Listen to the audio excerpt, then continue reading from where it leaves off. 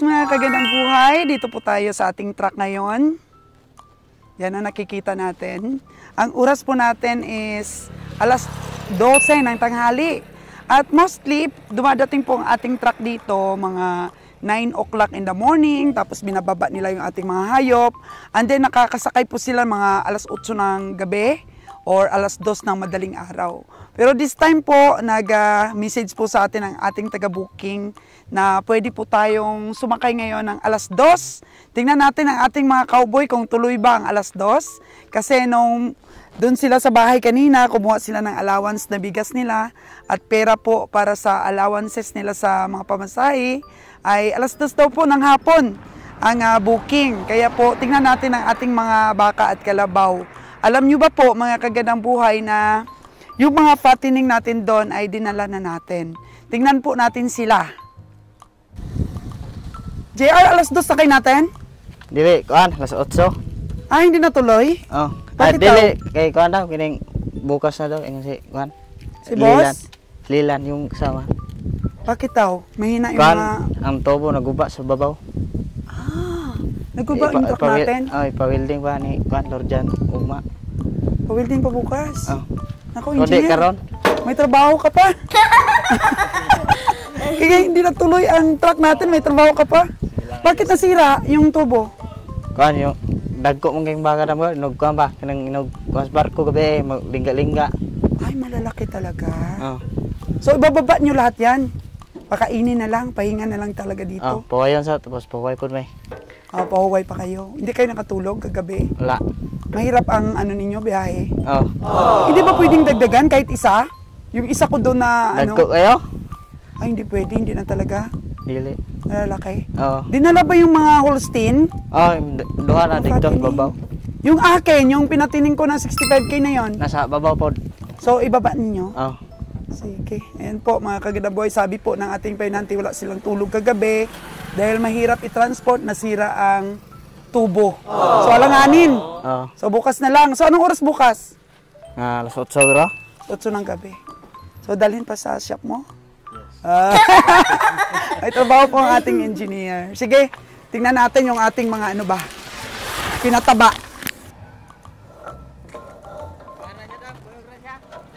Ah, okay. Ah, grabe.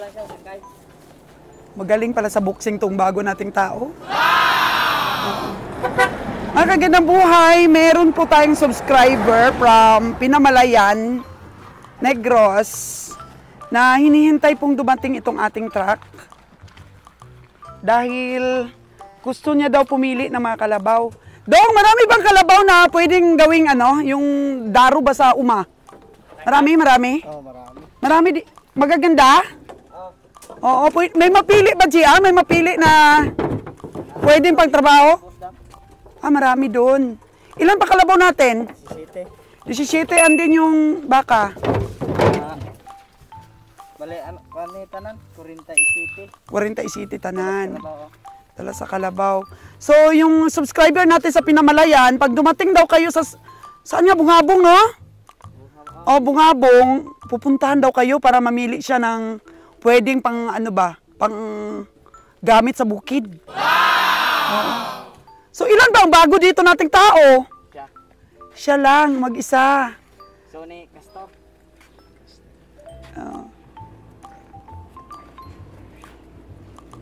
Meron na tayong mga tao, pero si GR talaga yung pioneer po, mga kagandang buhay. Wala nang kalabaw. O, baka naman po yung ibaba nila. And then, mga kagandang buhay, yung 65K ko po na pinataba, dapat 100 days. Pero hindi po umabot ng 100 days.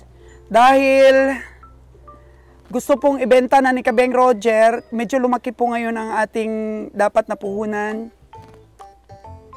Dahil maano na po mabilis na yung biyahe natin. So, wala pong humpa yung pagpunta sa mga stockyard, walang absent po. So, kailangan may pundo po talaga tayong pera, kaya sabi ni Kabeng Roger, give up na niya yung mga alagain niya dahil tumaba naman na, ibenta na paka makaruling po ang pera.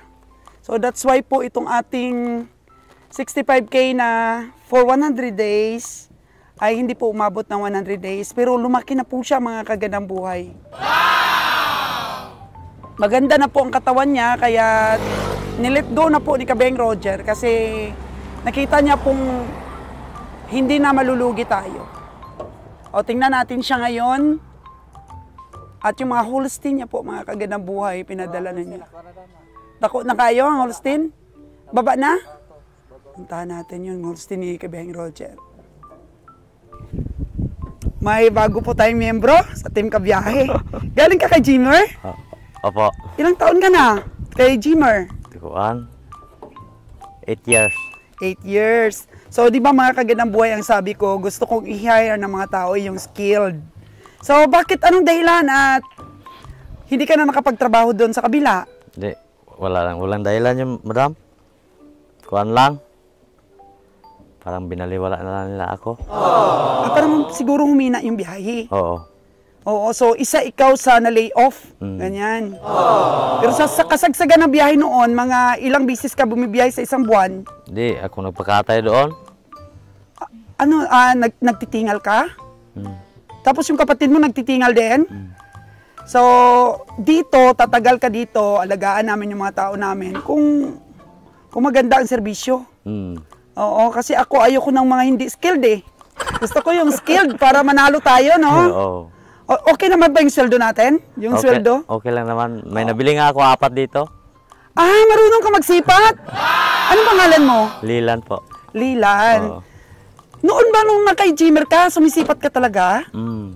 Pero, Ano sinipat mo, baka o kalabaw ngayon? baka, 4. 4. Saan mo nabili? Bakong at saka doon sa tabon lang, yung sa malapit lang sa Ibayo. Okay. Tingnan ko yung recovery mo, ha? Kasi batikan ito. Ang importante lang po, alagaan natin yung trabaho natin. Oo. Kasi alam mo ba, yung una naming mga tao, grabe ang pagsisisi ngayon. Kasi sila nag-umpisa, tapos di nila inalagaan yung trabaho, hindi nila sukat akalain na makasurvive ang ating mga biyahe. Na-survive pa natin. So ngayon kayo, hopefully, umaasa talaga ako, honest to goodness lang tayo, no? Oo. Para tumagal tayo. Darating ang oras na yung pwede na ba kayong mapagkatiwalaan, kagaya rin ng iba na mapagkatiwalaan. Alam mo po yung si Kiloy? Humahanga ako doon kay Kiloy. Kasi pinagkakatiwalaan talaga siya ng amo niya. O tinesting din namin si Kiloy kung gaano siya ka-loyal sa amo niya. Hindi kami pumasa. So sana ganun din kayo, ano? Opo. Loyal at saka depindihan ba? Depindihan ninyo ang ating biyahe na lagi manalo para tatagal tayo. Para tuloy-tuloy. Tuloy-tuloy. Pagkatapos, kung marunong ka magsipat ng baka at saka kalabaw, malaking ambag Malaking ambag ninyo dito sa ating hanap buhay. Hindi mahirapan ba, Beng Roger? Marami na kayong sumisipat. No? Marami na, Hindi naman yung, yung minsan kasi sa nangyayari, sumisipat ka tapos may mga side bet. Halimbawa, 45. Sige, Mig, kunin mo ng 45 ito. Bigyan kita 2,000. Walang panalo ang amo nun. Di ba? Oo. Huwag tayong mag-after na ganon kasi depindihan natin. Opo. Na maganda yung ating recovery para tuloy-tuloy ang biyahe natin. Makadagdag pa tayo ng truck. Oo. Kilala mo na ba kami? Bago ka? Kilala na. Kilala na. So, hindi Kanlaon, ka pala Lupi. nanonood sa mga vlogs natin? Walang busy ako sa Maynila. Doon ako na-assign. Doon ka talaga Cavite. na-assign. Okay So mga kagandang buhay, malaking advantage po natin na yung ating nakuha pong mga tao ay skilled, tapos bawal drugs dito dong ha? Oo. Bawal drugs dito, pag nalaman-laman ko na nagdag-drugs kayo, wala na. Walang. So, thank you Lilan. Lilan. Thank you na. So, ilan kayo ngayon? Bali 4 kasama driver. Yung pang-4 tong. Ano ba ito? Akala ko ba bagong tao natin? Dong, halika dito. Talagang boxer ka? Boxer ka? Akala ko naman bago nating tao. Taga saan ka dong? Taga-Tayasan lang ho, ma'am. Anong punta mo sa Maynila? May kumukuha kasi sa amin sila daw yung magki-training sa amin, ma'am, doon.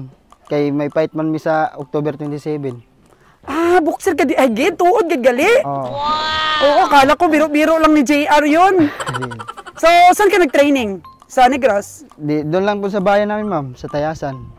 May trainer ka doon? May trainer naman, ma'am, pero walang sapat na ano, ma'am ba? Punto. Equipment, mga gamit. Kaya yun, napili kami para makalaban doon. Paano? Paano kayo napili? Paano kayo nila nakilala? Dalawa kami, mag-reels kami, mag-video kami, ma'am, tapos i-upload namin sa FB. Doon, may maraming nakakita na pursige mag-training ba, ganyan. May napanalunan ka na? May Oo, mga ano ka na? May mga fight or... Oo? Saan? Ay, iba't ibang lungsod, ma'am. Sa mga amateur boxing ba naman. Tingnan natin yung ano niya, ha? So, dalawa kayo, saan ang isa? Nandun na, ma'am, nagkuyog, anak yun ni Erlan, yung ano nyo, yung... Ay, yung pangalan niya? Pangalawa niya yun, ma'am. Yung pangalawa niya? So, anong in-offer sa inyo? Paano kayo kikita? Anong in-offer sa inyo? Anong partida? Ay, lalaro kami doon, ma'am, isang amateur, pag nanalo kami, ano tawag doon? Diktabag pro, ma'am ba? O pro boxer na kadayon, basta mo daog ka. May kalalagyan kami, ma'am. Pero yung yung mga allowances lang muna. Allowances, Yung pagkain nyo, libre. Kasi, yan nga, ma'am, kulang kami sa budget. Kulang kayo sa budget? Kaya nakisakay lang kami dito. So nakisakay ka lang sa bakahan para makalibre ka. Naku, ang dami kong subscriber. Mga OFW natin, baka naman gustong tumulong sa'yo. Paano kanila makontak? May may GCash ka? Anong tunay mong pangalan? Jason M. Javier, ma'am. Anong GCash number mo? 0953-621-6371. Mga ka-OFW. Aspiring boxer natin. Mapagmahal ka ba sa magulang? Oo, ma'am. Baka naman, Ay, di, ma'am. Baka naman yung trending ka na two-time gold medalist. Ay, di, ma'am. Wala nga akong hilig babae, ma'am. Wow! Wala kang hilig sa babae? Das ma'am. Mamas boy ako, ma'am. Yung pagdating ko dito, yung hinatid ako ni Papa, ma'am. Nag-iiyakan talaga kami sa bahay kasi dapat na lang magulang kasi may nanonood. Anong sabihin mo sa mga doon, OFW na mga matulungin, just in case, matulungan ka nila? Sabihin mo, may nanonood sa atin. Sana po matulungan ako kay kulang ako sa budget. Kami dalawa ni Lawrence, yung kasama ko nandoon na sa Manila, nag-aantay sa akin. Kahit pagkain lang, no? Biling nga kami 5 kilong bigas lang doon kasi wala kaming budget. Wala kayong budget? Oo, wala kaming budget. Paano yan? Pang-ulam ninyo? Hindi ba yung nagkuha sa inyo? Ang sa inyo? Di, ang kasi, ma'am, yung pinag-uusapan, pag ma-pro boxer na kami, dyan na kami free talaga. Gusto mo pabaunan kitang kalating sakong bigas? Ay, okay yan, ma'am, Sige, pabaunan kita. Maraming salamat to, ma'am. Para may baon kang bigas. JR! Sige, ma'am. Libre ko na yung kalating sako niya ng bigas. Patid ko mamaya. Siya, ko siya. Bigyan ko siya ng bigas para wag magutom doon sa Maynila. Malay mo, may tutulong sa'yo. Maraming salamat, ma'am. Kasi maraming mga OFW all over the world. At ikaw, aspiring boxer ka. Di ba? Sige, tulungan niyo po, mga kaganang buhay. Kumustahin kita, ha? Sige, nagtiis lang po siya. Tulong-tulong dito sa mga hayop natin sa pagpapakain para makalibre ng pamasahe papunta Maynila. Bakit mo nakilala kami? Coach ko kasi yung ama ni Lawrence, yung si Erlan Gador. Okay. Rin yun. So sinabihan na pwede kang sumangkay sa amin. Mabuti na nga yung... stepping stone mo ito, ha? Stepping stone mo ito lang ga. Hindi na ako ni Kalintan, ma'am. Sige. Okay, binuksan na po ang hagdan, mga kaganang buhay. Para makababa ang mga baka. Uy, nakahiga dito na yun. Kaya pagod na pagod po ang ating mga baka. So hindi matuloy na diretso sila. Kaya nga pa sila dahil may gagawin pa sang ating engineer ng Mga tubo doon. Madali lang naman yan, oy? Dali lang man. Okay. So, ibig sabihin, pupunta pa sila doon. Dalhin pa ang ating truck.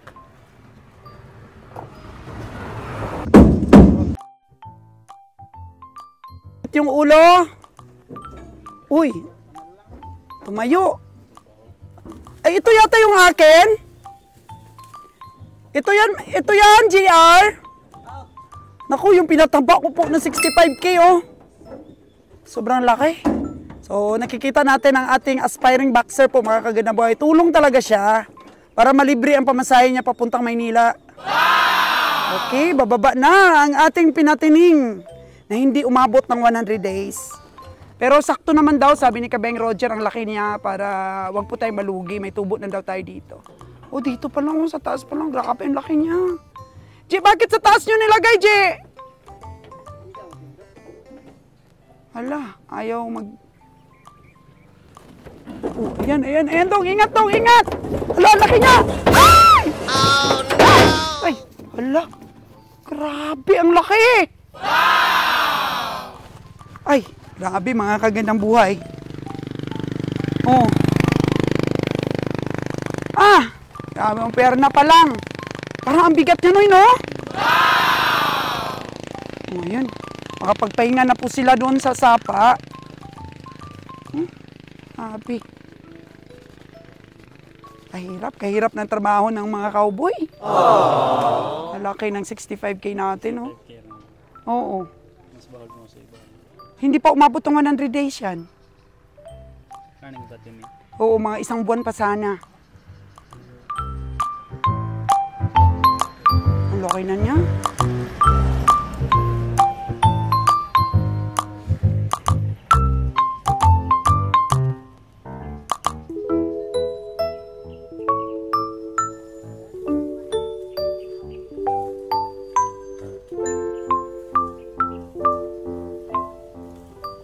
Sa taas yan nilagay.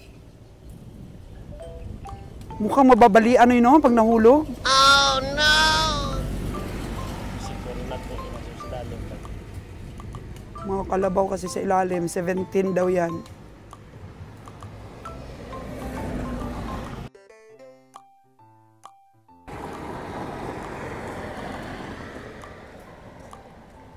Nasa 30 heads po ang ating mga baka at ang ganda ng katawan, no? Nabigla ako dun kanina yung baka ni Kabeng Winnie. Maganda ring i-fattening yun. Kaso lang, buy and sell lang po muna kami ngayon, mga kagandang buhay. Wala po kaming puhunan sa fattening.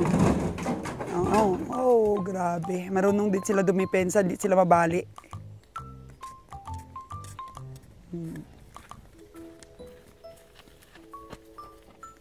Kasi noon, nakakapag-fattening po tayo dahil 2 times a month lang ang biyahe natin. Ngayon po kasi, nakaka-hits na po tayo kung hindi po masama ang panahon every week. Kasi wala nang humpay ang schedule at pamimili po sa bawat stockyard. Wala nang tigil, walang pahinga, walang absent ang ating mga tagasipat. At ngayon nga po mga kagandang buhay, yung tao dati ni Jimmer na dalawa, magkapatid, andun ngayon sa silver truck ang isa. At ito nga, na-interview natin kanina yung isa. Si Patador din sila, parehong magkapatid. At maniningal pa. So, sa tamang panahon po talaga, nakakakita tayo ng mga tao na angkop sa trabahong ito. Kung hindi ba na tuturuan mo pa, akala kasi ng mga una nating tao, wala na tayong makita na mga skilled na kagaya nila, mga abusado naman. Oh, no! So, yun, hirap-hirap po ang ating biyahe noon dahil mga tao po natin, hindi nilalaban yung ating biyahe. Yung pag-alaga ng hayop, yung pagpapainom sa hayop, hindi po nilalaban. Kaya, yun, hindi talaga tayo kumita. Pero ngayon po, yung bawat biyahe natin, dahil proper na po ang ating nakuha ng mga tao na katuwang, ay very smooth. Very smooth na po. Imagine, yung iba po na mga tao, padalhan mo po ng Malta na ititingal dito sa mga hayop na to before biyahe habang nagpapahinga. tinatapon nila mga kagandang buhay sa balon. Para sabihin na, oy, naubos na yung ano namin, feeds ha, tsaka malta. Yun pala po, tinatamad silang itingal sa mga hayop. Kaya para po sabihin na ubos yung pinadala po na pagkain sa baka, tinatapon nila. Very bad, mga kagandang buhay. Yun pong pangyayari na yun ay sa kabilang truck po yun. Sa ano po yun, sa ibang biyahero. Kaya kitang-kita po namin na yung mga feeds nila at saka yung malta nila ay tinapon lang po sa balon. Kaya siguro yung mga tao rin natin, ginagawa rin nila yan. Kaya nagkabukingan na lang po. Yung mga meron pa silang ginagawang hindi maganda. Binibenta pa yung mga kalabaw natin, hindi iniingreso sa atin. Imagine that. Yung malaki ang nadispalkong pera sa atin, kulang sa serbisyo, dinidispalko pa po ang ating pera. Kaya si Michael po ang mahawak ng budget, mga kagandang buhay. Nung una po kasi, walang limit ang budget sa pagkain. At sila lang po ang mahawak dahil po nagtitiwala tayo sa kanila. Pero ngayon po, per head na po, mga kagandang buhay. Binibigyan po kaagad sila ng 3,000 per trip para po sa pagkain nila. So, ito pagdating po ng Cavite, mga 3 days lang po doon ang truck, uwi na. Hindi na po nagtatagal talaga po dahil may tao po tayo doon sumasalo ng ating mga baka at kalabaw. So, centralized na po ang galawan ng ating pong biyahe. At nag-enjoy naman po ang ating mga sipatador. So, overall impact, mga kagandang buhay, sa ating pong negosyong ito ay nalagay na talaga natin sa sakto. Kaya mga kagandang buhay, kung ano man po ang ating pag-cover ng ating mga sipatan, wag lang pong magbigay ng reaksyon na yung seryosuhan. Kasi kailangan nating i-video ng magaan ang ating pamimili. Minsan, kinikritics natin, pero hindi po yan mga seryoso. Para lang po talagang mabigyan natin ng glow ang ating mga pamimili. Kasi pangit naman yung seryoso tayo, di ba, engineer? Dapat walang seryoso sa natin, ginagawa. Basta gawin lang po natin ang tama. Mahirap kayang gumawa ng content. Tingnan mo. Ang ganda ng mga katawan ng ating mga baka. Tingnan mo. Grabe yung taba, no? Taba.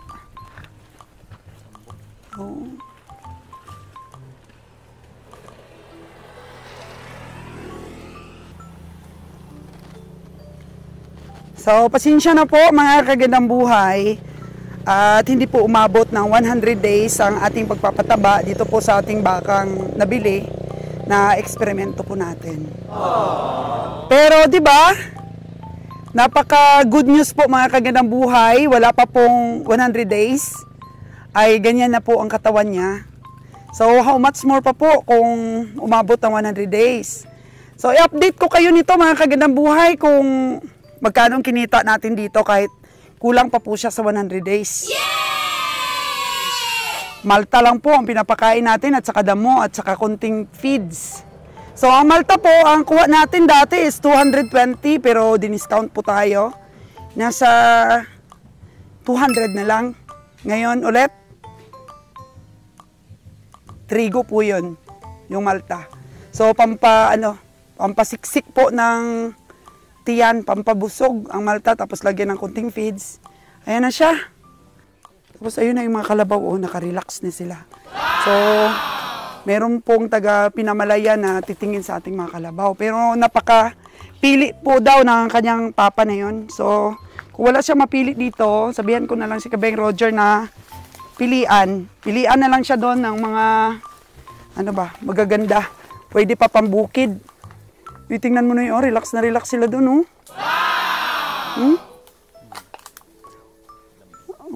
ang lamig doon, sapa yun eh.